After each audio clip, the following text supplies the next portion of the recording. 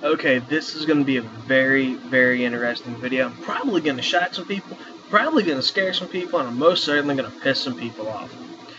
If you look up here, the date is June 25th, 2013. The phone number for which this call is incoming, and you can see it says incoming, is, 304 357 0430. Right here.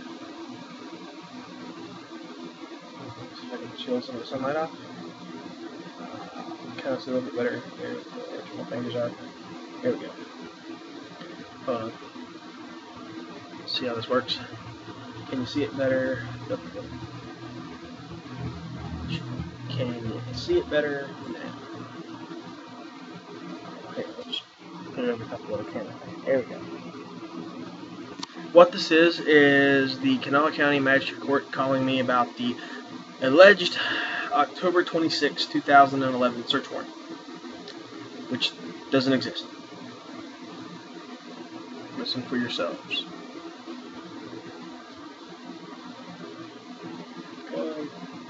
Hello? Is this from? This is him. This is the Forthcoming Magistrate Court. Okay. There was never a search warrant filed here, Lieutenant. There was no one filed my name on it? Not in this county. Okay, well, What about the circuit court? Have you called them? well, they told me it's all done through magistrate court. Not always. For certain. Well, there you go. See, now what this means is the cops lied on the arrest warrant. They lied about the second search warrant and everything else. Why? Because they were trying to cover up for my legal argument that taking my computers based on the false pretenses of Thomas Keller, on his lies and everything else, holding on to evidence which proved that he lied, essentially created that fiasco where, well, they were acting illegally. In fact, they had never turned my computers over to the forensics lab, which is kind of a problem. Which is why they don't want to give me a chain of custody. Which is why they don't want me to look at those computers, because I might take evidence off of them. Yet the fact remains that if they were in the forensics lab's hands, the forensics lab would already have taken the evidence. Already made copies of the evidence. So what we have here is an interesting little situation. See, remember that video I was talking about? You know, if you tap that knife and you take that knife away from somebody, and this is their form of power, then they're powerless. Well, here's the thing. The appearance of legal authority is what gives the police power. It's what gives the courts power. And, well, once you've violated that authority, you're kind of hit. In fact, here we go. I'm even going to read you something here from West Virginia Code Book. This is under Code 53-1-1, dealing with prohibition and mandamus. Section 2, power usurped, abused, or exceeded. In all cases of usurpation and abuse of power, when the inferior court has not jurisdiction of the subject matter in controversy, or having such jurisdiction exceeds its legitimate powers, prohibition now lies as a matter of right, and not as a matter of sound judicial discretion. That was Norfolk and W. Rye versus Pinnacle Coal, 1898. Prohibition lies as a matter of right in all cases of usurpation and abuse of power when the inferior court has not jurisdiction of the subject matter in controversy, or having such jurisdiction exceeds its legitimate powers. Johnson versus Hunter. What I'm talking about is the attempt and the proof of conspiracy between Judge Hutchison, who was the judge who called Ashley a liar when she said that she was coerced by her mother, the prosecutor, and Trooper Duckworth, who would have found me guilty, because he said he found me guilty until I said that I was going to appeal it, and then he decided that he was going to let that one little charge slip by, and we've already seen the paperwork for that. The same judge which came over top the court case between me and Trooper Duckworth and Gary Lynn Frazier when I sued them in court, and I do believe it was that judge who told me I couldn't sue Duckworth because he was the military in violation of posse comitatus and what's that damn federal code, 18 U.S.C. 1537, I think. Don't quote me. Might be wrong. I'm calling it off my brain at the moment. So here's the deal. You're talking about an attempt to blatantly and criminally usurp power and overshoot the authority of the court because you never had a fucking second search warrant. The original search warrant was based on false pretenses, and you were all trying to cover up for the fact that I had evidence that Ashley had been in contact with me and a whole bunch of other stuff on that laptop. So you were trying to get away from it. Now, here's something to point out. Right? I've already mentioned this before, but allow me to mention this again. See, by acting in the manner in which you are acting, criminally, you are in fact giving me more power than you come to realize. And I'm going to take it, I'm going to use it. See, here's the thing.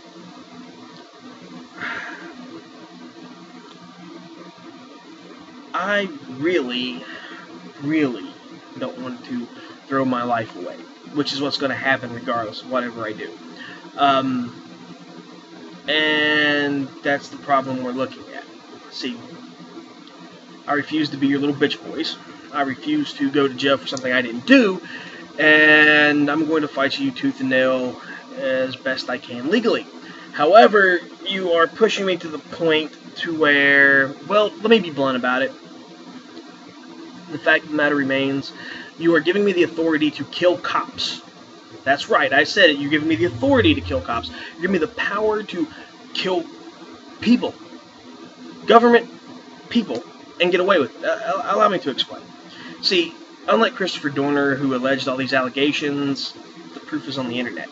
The evidence is right there, the recordings, all of it. And there's these small things like this floating around in Beckley to certain people, friends of mine who have seen these and have this information put away just in case I need it. There's an external hard drive here with a lot more on it. There's documentations in other states that have been sent to people in other states. You come into a huge, huge issue here in that, well,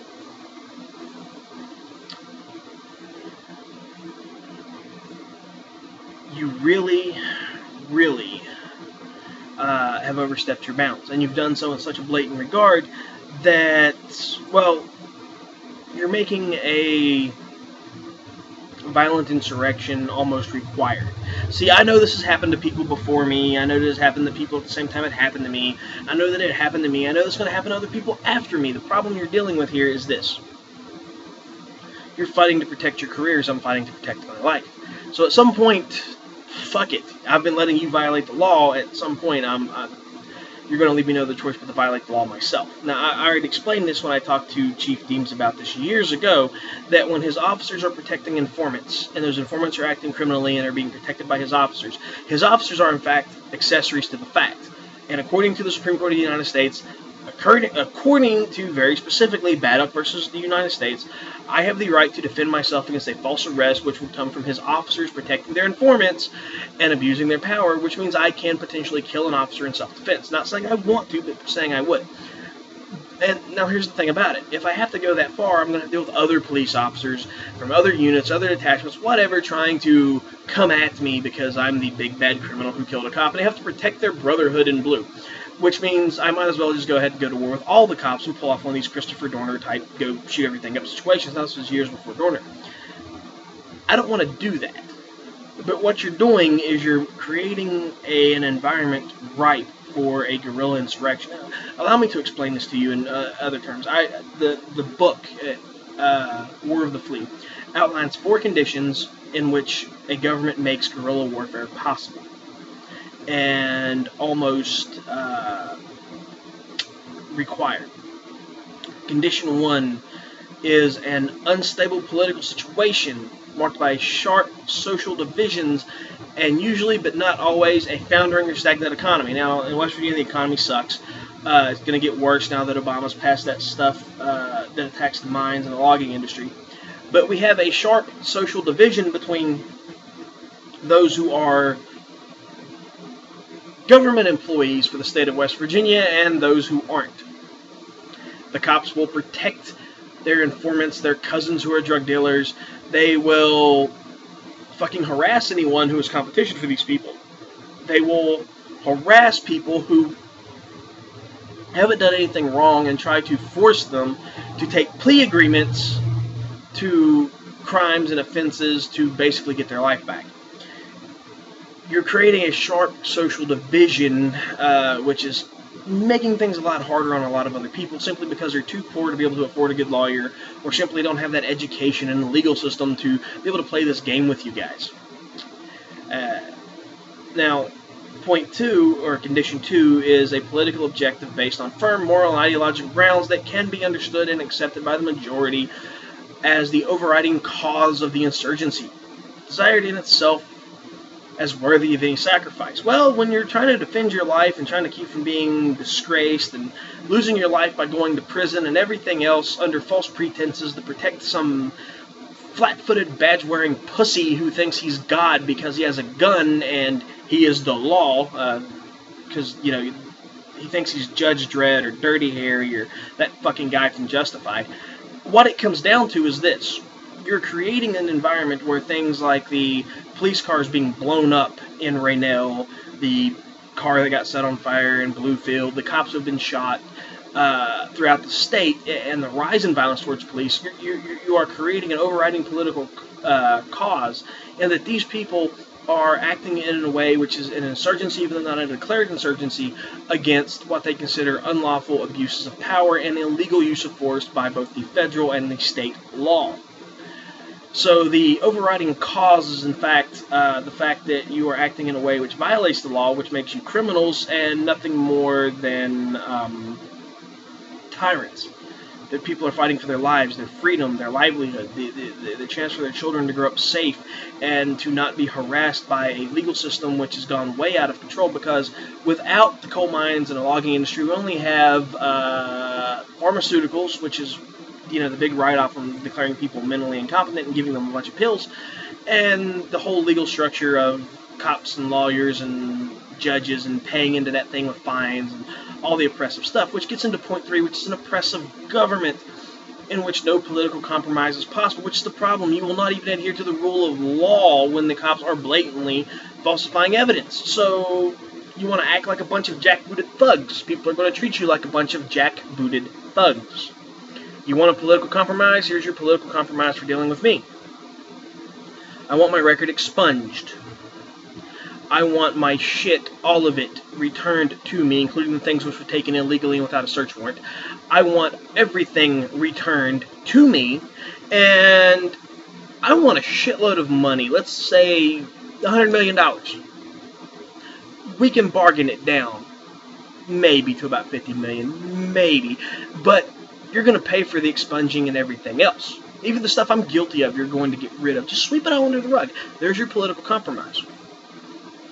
Otherwise, you're coming to a situation where more and more of your dirty little secrets are going to get exposed. And see, I'm not saying I'm some kind of elitist, ninja, spy, James Bond, Rambo badass who can do this shit. I'm saying anybody else can do this. I'm encouraging people to pick up a book and fucking read, to educate themselves on the law. Oh, and of course to record you assholes whenever you're trying to commit a crime or act like you're fucking Dirty Harry. So, if I can do it, anyone else can do it, and they can just the same put it on the internet. Hey, it's a bitch, ain't it? Our fourth condition is a form of revolutionary political organization capable of providing dedicated and consistent leadership toward the accepted goals. Well, okay, you know what, since I was in the Army, and the Army is who taught me how to lead, so I'm going to tell you how to lead. You know, we have that saying in the Army, leaders lead the way. We don't tell people what to do, we get the fuck up and do it first. So, let's work on the premise that I'm a natural leader. I've been told this by my chain of command multiple times. So, if I'm a natural leader, and I'm getting up and I'm doing what needs to be done because no one else does it, then other people are going to follow suit, and they're going to do the same thing. Here's the really screwed up part. if, I'm not saying I do plan, I'm simply using the possibility of a threat of violence for all this work. And I'm even admitting this, because I have no intention of doing it. The fact of the matter is, if I were to pick up a gun and start shooting you motherfuckers, if I were to go off and play Christopher Dorner, you run into three problems. One, there's already been exposure to criminality and everything else plastered all over the internet. A lot of people have seen it, and a lot of people have these little copies, and I'm still making more to pass around Beckley. So, you're kind of fucked. People know about it, they're going to leak it to the media and put it up on their own internet sites and everything else, which is going to just fucking tear you guys apart and ruin any credible, legitimate authority you claim to have. The other issue is, hey, you know, Dorner was SWAT. He might have known how to shoot a gun and clear a room, but I was Army. The Army taught me leadership principles, taught me core values, taught me tactics, strategy. It's very different. Ninjutsu taught me a lot of the same tactics and strategy and a few more. So here's the thing about it. All I got to do is just not get arrested and survive. That's it. I can hide in a cave somewhere for a month and you can't find me, and then you're basically fucked. It's that simple. So what does all that mean? What does that correlate to? Well, quite simply, you're creating an environment where violence is going to be the accepted coin of the realm, where people are going to have no other choice but to defend themselves with violence or to actually carry out violent acts against other police officers, simply because of your own criminality and corruption, because you want to remain in power. And see, I can get up here and tell you how badass I am, and I'm sure you'll get up there and say I was all badass. I know guys who are Navy SEALs, and I know guys who are Special Forces, and they taught me some shit. And I'm some kind of super badass ninja guy, and you're going to point to all my little books and everything else. But what you're not going to point to is the fact that I'm saying anyone else can do it. Anyone else can learn, can teach themselves if they have to, and get up and do this shit. Now think about that. Why would you want me to be a badass? Of course you need me to be a badass. That justifies you losing to a badass. But if I'm saying I'm not a badass, and anyone else can do this, and I'm encouraging everyone else to step up and do this, and they know that they can win these battles in this way because I'm doing it, we can watch you squirming and running and everything else, then you realize that all the information I put up here wasn't some kind of trial by YouTube, but was me pretty much arming my own little army, everyone out here who needs this information to protect themselves, who needs to take these same steps to defend themselves, to protect their families, to protect everything they have to fight for. You would love for violence, and you can claim terrorism, and you can roll out with your little SWAT teams and all this other bullshit. But the fact of the matter is, wars are won or lost in your mind first. So, with no intention of this ever becoming a shootout, with no intention of this ever turning into a bloodbath, I'm treating this exactly like a guerrilla war. It's won on a psychological, social, and economical level. The whole point is to kind of tear down your morale to go out and commit these criminal acts. The whole point is to publicly and politically embarrass you, creating a social division against you, people separating themselves from you, even professionally, and most importantly,